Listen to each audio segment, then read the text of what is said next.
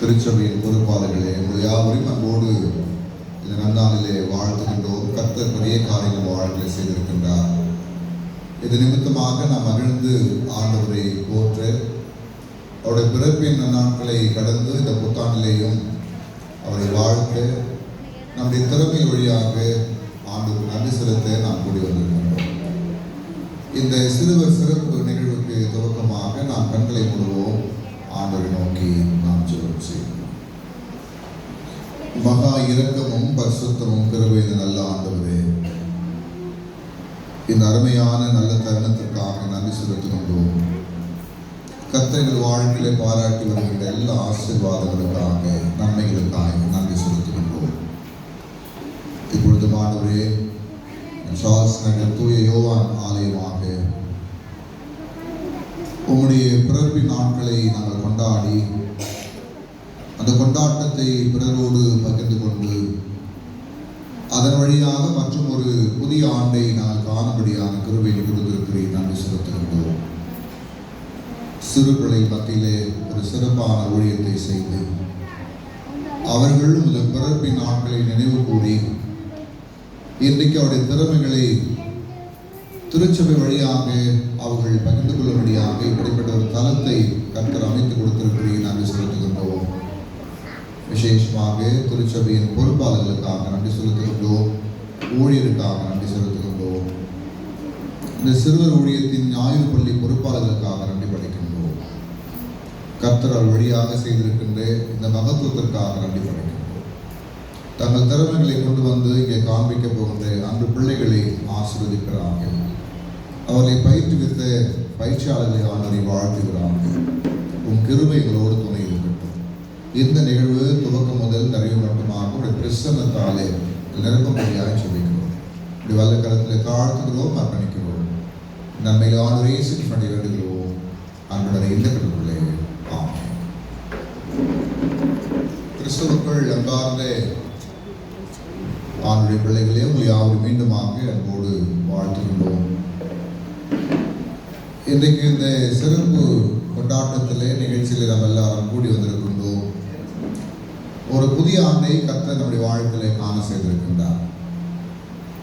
இன்றைக்கு திருச்சபையாக அன்பான பிள்ளைகளாக, குறிப்பாக ஞாயிறு பள்ளி பிள்ளைகளாக ஆண்டு நாமத்தை மகிழ்வுபடுத்த நாம் இங்கே வந்திருக்கின்றோம். நம்ம எல்லாம் கரம் உயர்த்தி ஆண்டுக்கு அல்லேலூயா சொல்லலாமா? அல்லேலூயா. கர்த்தர் பெரிய காரியங்களை செய்கின்றார். ஒரு கதை சொல்ல போறேன். நான் சொல்ல போறேன். நீங்க கதை யாரும் சொல்ல போறீங்களா? இந்த லிஸ்ட்ல கதை இருக்குதா? இருக்கு, கதை இருக்கு. நான் ஒரு கதை சொல்லி துவங்கிறேன், அப்புறம் நீங்க ஒரு கதை சொல்ல நான் கேட்கிறேன். ரைட்டா? ஓகே. ஒரு அடர்ந்த காட்டில் ஒரு சிங்கம் ஒன்று வாழ்ந்து வந்தது. அந்த சிங்கம் ஒரு குட்டி சிங்கத்தை பெற்றெடுத்தது. அந்த குட்டி சிங்கத்திற்கு இந்த தாய் சிங்கம் கொடுக்க வேண்டிய உணவெல்லாம் சரியாய் கொடுத்து ஒரு குறிப்பிட்ட ஸ்டேஜுக்கு வளர்ந்தது. சிங்கத்தை பார்த்துருக்கீங்களா? சிங்கம் பார்த்துருக்கீங்களா? சொல்லுப்பா, சிங்கம் பார்த்துருக்கீங்களா? எப்படி இருக்கு சிங்கம்? எப்படி இருக்கு சிங்கம்? எப்படி பார்க்கணும்? 2 காலு, 4 காலு, 4 காலு, 2 வாலு, 1 வால். நான் தப்பா சொல்லணும். அப்போ அந்த தாய் சிங்கம் அந்த குட்டி சிங்கத்தை வளர்த்துச்சு. நல்லா வளர்ந்த பின்பு நல்ல பற்கள், கூர்மையான பற்கள், நல்ல திடகாத்திரமான உடல் வந்துடுச்சு. கொஞ்சம் வளர்ந்துச்சு. உடனே அந்த தாய் சிங்கம் சொல்லிச்சு, நீ நல்லா வளர்ந்துட்ட, இனிமேல் இந்த காட்டுக்குள்ளே போய் நீயே இறையை தேடிக்கொள் என்று சொல்லி அனுப்பி வைத்தது. இந்த குட்டி சிங்கமும் காட்டுக்குள்ளே போச்சு. போன உடனே ஒரு பெரிய யானையை பார்த்துச்சு. யாரை பார்த்துச்சு? யானையை பார்த்துச்சு. யானைக்கும் சிங்கத்துக்குள்ள வித்தியாசம் என்ன தெரியுமா? என்ன வித்தியாசம்? யானை சிங்கம் அப்படி எப்படி நம்ம கம்பேர் வித்தியாசப்படுத்துறோம்? சரி, கேட்கல. காட்டுக்குள்ள இருக்கு, 2 காட்டுக்குள்ள இருக்குது. ரைட், சொல்றேன். சொல்லு. யானை பெருசாக இருக்கும், சிங்கம் சின்னதாக இருக்கும். ரைட், அது அவங்களுக்கு கம்பேரிசன். யானைக்கு வந்து தந்தம் இருக்குமோ? ஆமாம்ல. சிங்கத்துக்கு தும்பிக்கை இருக்குமோ? இல்லை. யாருக்கு இருக்கும் அது? யானைக்கு தான் தும்பிக்கை இருக்கும்ல, சிங்கத்துக்கு தும்பிக்கை இருக்காது. ரைட். இப்போ இந்த யானைக்கு ஒரு பெரிய தும்பிக்கை இருக்குது, 2 தந்தம் இருக்குது. இதெல்லாம் இந்த பெரிய உருவத்தை பார்த்த உடனே இந்த குட்டி சிங்கம் என்ன பண்ணுச்சு? வேகமாக பயந்து ஓடி வந்து எங்கே வந்துச்சு? அவங்க தாய் சிங்கத்துக்கிட்ட வந்துச்சு. வந்து அங்கே சொல்லுச்சு, அம்மா என்ன ஒரு பெரிய உருவம் பயம் இருந்தது, நான் திரும்பி ஓடி வந்துட்டேன். அப்போ அந்த யானையும் பின்னாடி பின்தொடர்ந்து வருது. தாய் சிங்கம் சொல்லுச்சு, இப்போ நீ திரும்பி அந்த யானை என்ன பண்ண, சத்தம் போட்டு கர்ஜனை செய் அப்படின்னு சொல்லுச்சு. சிங்கம் என்ன பண்ணோம்? எப்படி கத்தோம்? சிங்கம் என்ன பண்ணோம்? சிங்கம் கர்ஜிக்கும் சொல்லி கொடுத்தாங்களா ஸ்கூல்ல. சிங்கம் என்ன பண்ணோம்? கர்ஜிக்கும். ஓ, இந்த குட்டி சிங்கம் அம்மா கிட்ட கண்டுக்கிட்டு இப்போ கர்ஜிக்குது, சத்தம் போடுது. சத்தம் போட்ட உடனே அந்த பெரிய யானை என்ன பண்ணுச்சு? ஓடி போயிடுச்சு. இப்போ அந்த குட்டி சிங்கம் தாய் சிங்கத்தை அம்மா கிட்ட பார்த்து கேட்குது, அம்மா நான் தனியாக போகும்போது அந்த யானை என்ன பயமுறுத்தி துரத்தி வந்துச்சு. இப்போ இங்கிருந்து நான் சத்தம் போட்டாக்கா அது பயந்து ஓடுது, என்ன காரணம் அப்படின்னு கேட்குது. அதுக்கு அம்மா சிங்கம் சொல்லிச்சு, நீ என்னோடு இருக்கிறாய், நான் உன்னோடு இருக்கிறேன். அதனால அந்த யானை என்ன பண்ணுச்சு? ஓடி போயிடுச்சு. நீ தனியாக போயிருந்தாக்கா அது என்ன பண்ணும்? உன்னை மிரட்டும்.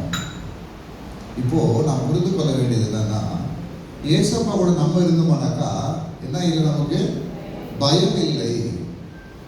ஏசப்பாவோட நம்ம இல்லை, ஏசு அப்பாவை நம்ம கூட இருந்துட்டோம்னாக்கா அவர் நம்ம கூட இருப்பாரு. அப்படியானாக்கா எதுவும் நம்ம கிட்ட ஓடி வரவே, எந்த தீங்கு நம்மை சேதப்படுத்த முடியாது.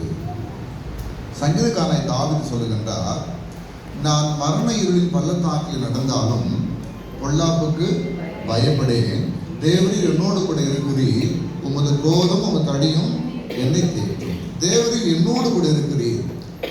ஆண்டவர் நம்மோடு இருக்கின்ற பட்சத்தில் நமக்கு எந்த தீங்கு வந்தாலும் அந்த தீங்கு நம்மை சேதப்படுத்தாது. எவ்வாறு தாய் சிங்கத்தோடு அந்த குட்டி சிங்கம் இணைந்திருக்கின்ற பொழுது, பிள்ளைகளே, இந்த புதிய ஆண்டை நாம் துவங்கி இருக்கின்றோம். கர்த்தர் இந்த புத்தாண்டில் உடனிருந்து நம்மை பாதுகாத்து எல்லா தீமைக்கும் நம்மை விலக்கி மகிழ்ச்சியான பாதுகாப்பான வாழ்க்கை கொடுத்து இந்த புத்தாண்டு முழுமைக்கும் கர்த்தர் நம்மை நடத்துவார் என்று சொல்லி உங்களை வாழ்த்துகின்றேன். இந்த சிறப்பான கொண்டாட்டம் மகிழ்ச்சியாய் நிறைவடைய உங்களை வாழ்த்துகிறேன். கர்த்தர் உங்களை நிறைவாய் ஆசீர்வதிப்பாராக. ஆமென்.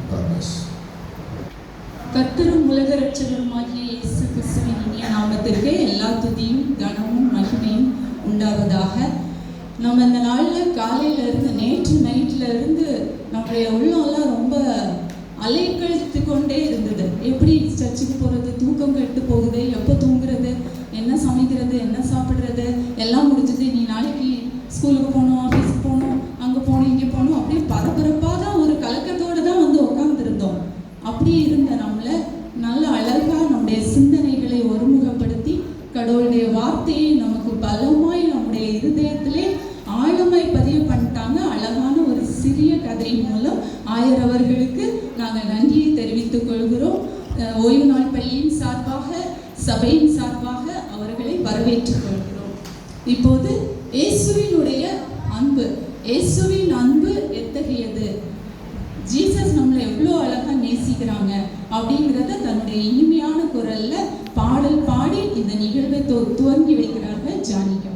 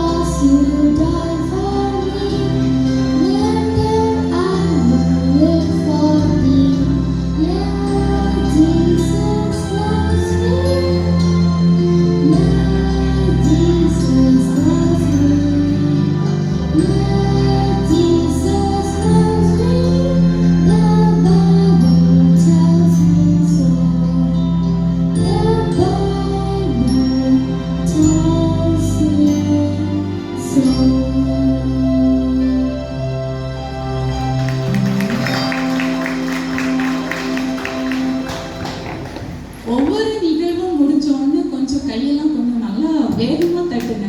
ஆலயத்துல பவ்யமா இருக்கிறது நல்லதுதான், இருந்தாலும் நம்ம கை தட்ட வேண்டிய இடத்துல தட்டினா தானே பிள்ளைங்களுக்கு ஒரு உற்சாகமா இருக்கும். இந்த வயசுல நம்மலாம் எப்படி இருந்தோம், சொல்லி கொடுத்தா கூட கரெக்டா பாட தெரியாது. மியூசிக் ஏத்தவாறு கரெக்டா ரொம்ப அழகா பாடினாங்க.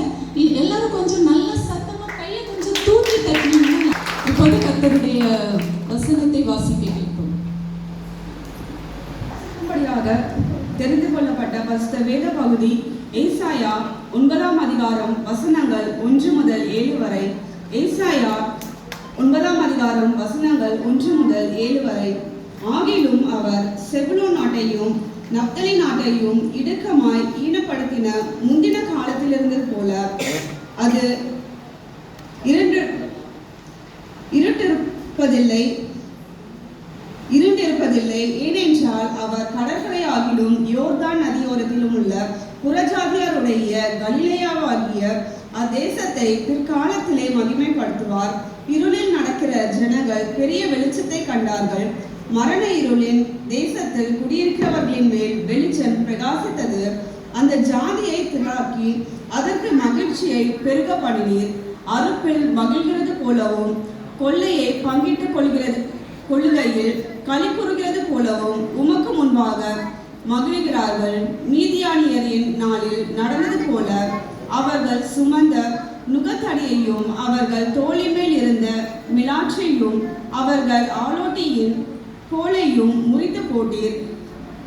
அமைதியாய் யுத்தம் பண்ணுகிற வீரருடைய ஆயுத வர்க்கங்களும் இரத்தத்தில் புரண்ட உடுப்பும் அக்கினிக்கு இரையாக சுட்டரிக்கப்படும். நமக்கு ஒரு பாலகன் பிறந்தார், நமக்கு ஒரு குமாரன் கொடுக்கப்பட்டார். கர்த்தத்துவம் அவர் தோளின் மேல் இருக்கும்.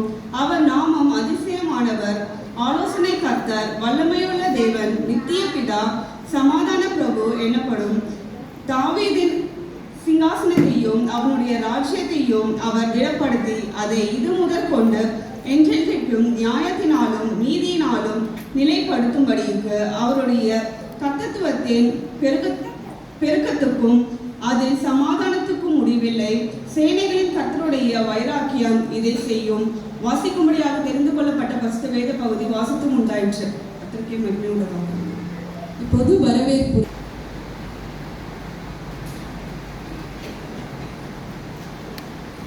வரவேற்புரை. வந்திருக்கிற அனைவருக்கும் இனிய புத்தாண்டு நல்வாழ்த்துக்கள்.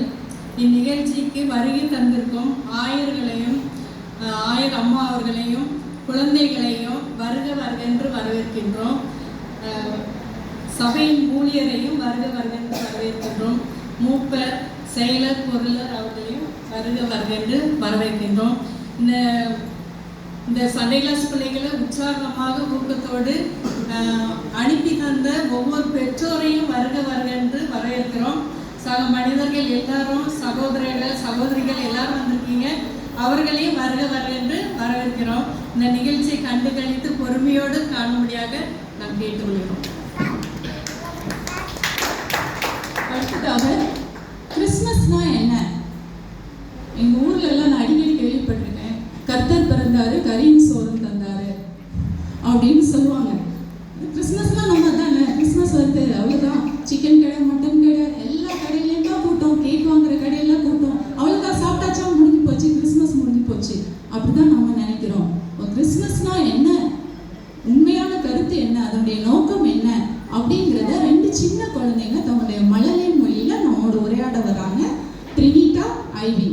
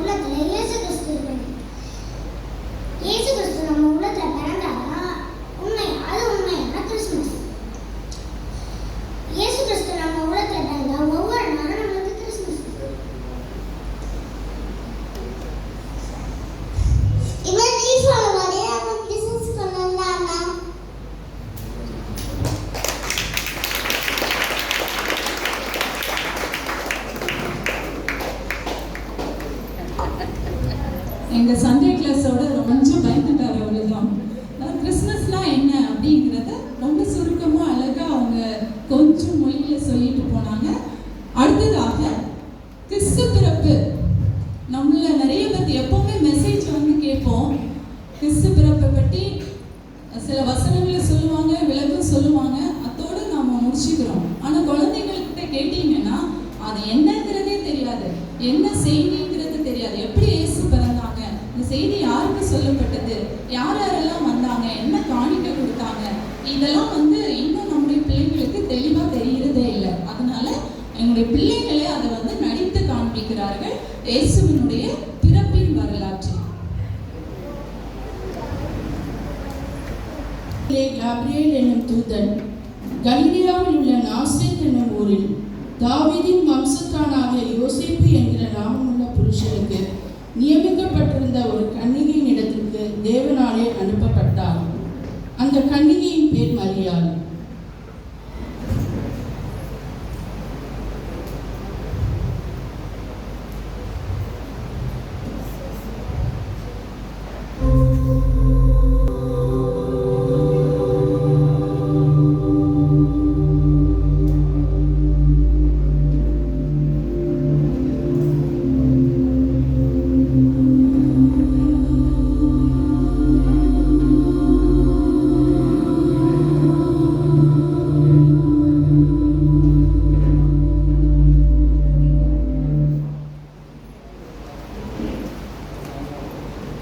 கிருபை பெற்றவளே வாழ்க, கர்த்தர் உன்னுடனே இருக்கிறார், ஸ்திரீகளுக்குள்ளே நீ ஆசீர்வதிக்கப்பட்டவர்.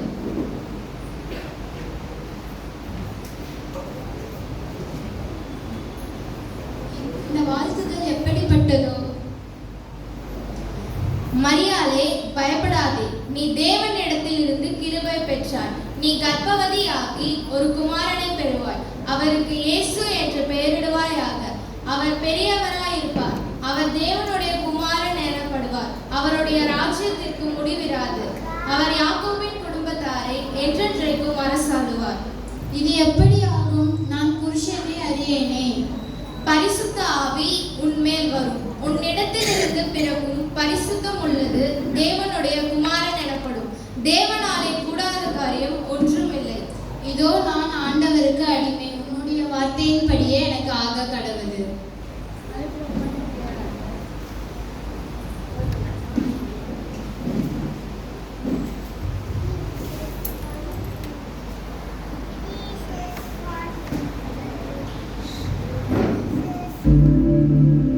காட்சி 2. இயேசு கிறிஸ்துவினுடைய ஜெனத்தின் விவரமாவது, அவருடைய தாயாகிய மரியாள் யோசேப்புக்கு நியமிக்கப்பட்டிருக்கையில் அவர்கள் கூடி வரும் முன்னே அவள் பரிசுத்த ஆவியினாலே கர்ப்பவதியானாள் என்று காணப்பட்டது. அவள் புருஷனாகிய யோசேப்பு நீதிமானாயிருந்து அவளை அவமானப்படுத்த மனதில்லாமல் ரகசியமாய் அவளை தள்ளிவிட யோசனையாயிருந்தான். அவள் இப்படி சிந்தித்துக் கொண்டிருக்கையில் கர்த்தருடைய தூதன் சொப்பனத்தில் அவளுக்கு காணப்பட்டு, தாவீதின் குமாரனாகிய யோசேப்பே, உன் மனைவியாகிய மரியாளை சேர்ந்து பரிசுத்த ஆவியினால் உண்டானது.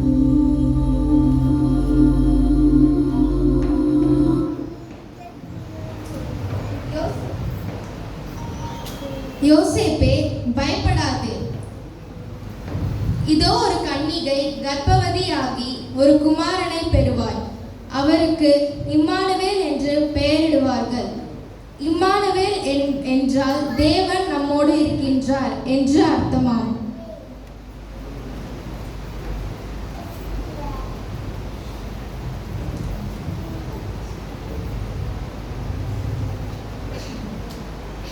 காட்சி 3.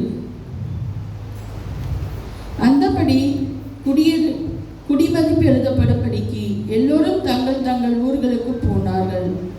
அப்பொழுது யோசேப்பும் தான் தாவீதின் வம்சத்தானும் குடும்பத்தானுமாய் இருக்கிறபடியினாலே தனக்கு மனைவியாக நியமிக்கப்பட்டு கர்ப்பவதியான மரியாளுடனே குடிமதிப்பு எழுதப்படும்படி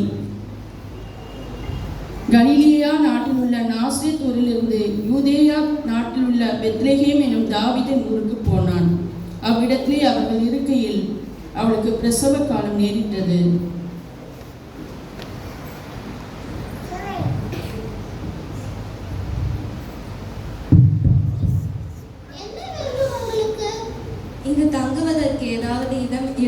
இருக்கிறதா ஐயா? இடமா?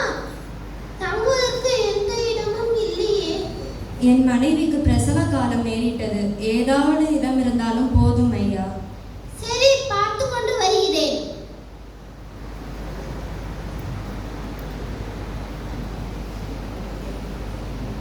மாட்டுத் தொழுவம் தான் இருக்கிறது. பரவாயில்லையா?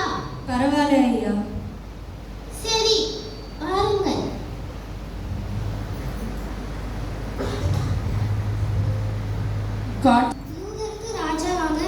யூதருக்கு ராஜா இங்கே பிறந்திருக்கிறார். ராஜாவா? இங்க ஏரோது ராஜா தான் இருக்காரு. கிழக்கிலே அவருடைய நட்சத்திரத்தை கண்டு பணிந்து கொள்ள வந்தோம். சரி இருங்க, நான் போய் பார்த்துட்டு வந்துடுறேன். ராஜாவே வாழ்க. ராஜாவே, கிழக்கிலிருந்து ஞானிகள் வந்திருக்காங்க. யூதருக்கு ராஜா எங்க பிறந்திருக்காங்கன்னு சொல்லி கேட்குறாங்க. என்னது, ராஜாவா? என்ன தவிர வேறொரு ராஜாவா? வர சொல்லவர்களே. அப்படியே ஆகட்டும் ராஜா. கிழக்கிலே அவருடைய நட்சத்திரத்தை கண்டு அவரை பணிந்து கொள்ள வந்தோம். யூதருக்கு ராஜா எங்கே பிறந்திருக்கிறார்? கிழக்கிலே அவருடைய நட்சத்திரத்தை கண்டு அவரை பணிந்து கொள்ள வந்தோம். யூதேயாவில் உள்ள பெத்லகேமிலே பிறப்பார். அது ஏன் என்றால் யூதேயா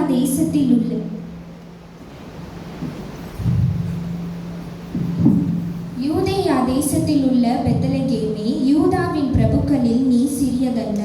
என் ஜனமாகிய இஸ்ரவேலை ஆளும் பிரபு உன்னிடத்திலிருந்து புறப்படுவார் என்று தீர்க்கதரிசியினால் எழுதப்பட்டிருக்கிறது என்றார்கள். நீங்கள் போய் பிள்ளையை கண்டு என்னிடத்தில்